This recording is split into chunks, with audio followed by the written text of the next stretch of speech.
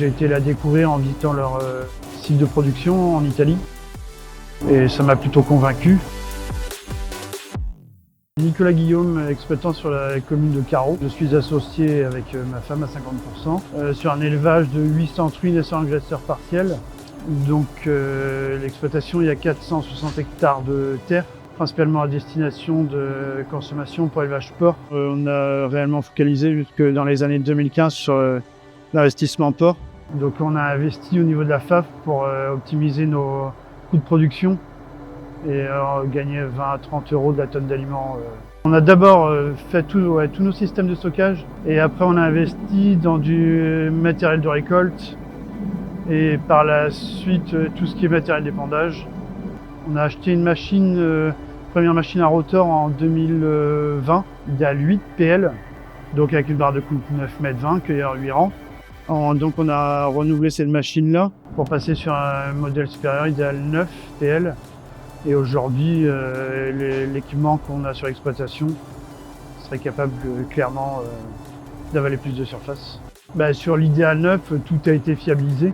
C'est une machine qui a eu aucun souci, qui est performante, qui a un travail de qualité. Parce que nous, avec le stockage qu'on souhaite, c'est un minimum d'impact sur les grains. Et les machines à rotor sortent un grain quand même de meilleure qualité. Ce qu'on apprécie de plus, c'est la gestion électronique. Après, au niveau confort en cabine aussi, une meilleure insonorisation. C'est un terrain quand même qui est plutôt vallonné. Donc la machine doit souvent régulièrement changer d'inclinaison. En plus du par-level, elle a le plastron inclinable. Et du coup, cette machine-là en 4 roues motrices a quand même nettement plus de performance. Donc sur la machine, on a la carte tour et l'instantané sur les rendements. Tout ce qui est échantillonnage, quand même, humidité et la pesée. Même si on recontrôle ici avec le pont bascule. Au niveau partie moteur, le caisson avec l'inversion du flux, ça c'est clairement un plus. Et tout ce qui est partie graissage, on va dire journalier, ça se résume à, on va dire, 5 à 10 graisseurs jour. Et le reste, quand c'est fait une fois par semaine, ça lui suffit.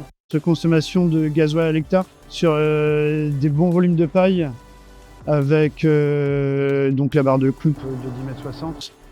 Compter environ 16 litres hectare pour un moteur de 660 chevaux. L'objectif de passer sur la neuve, c'était principalement de sécuriser le débit de la capacité de récolte et essayer de voir même un peu plus loin parce qu'on savait clairement qu'on allait sécuriser notre performance à la journée, quoi. La machine aujourd'hui est bien dimensionnée par rapport à nos capacités de stockage, les débits instantanés qu'on a sur l'installation.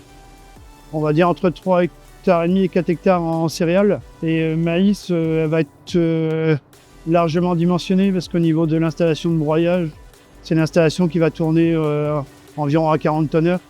Quand la machine elle est capable de sortir 3 bons hectares à l'heure dans des maïs à plus de 100 quintaux secs, quoi. Et cette machine est capable de répondre à toutes nos attentes, quoi.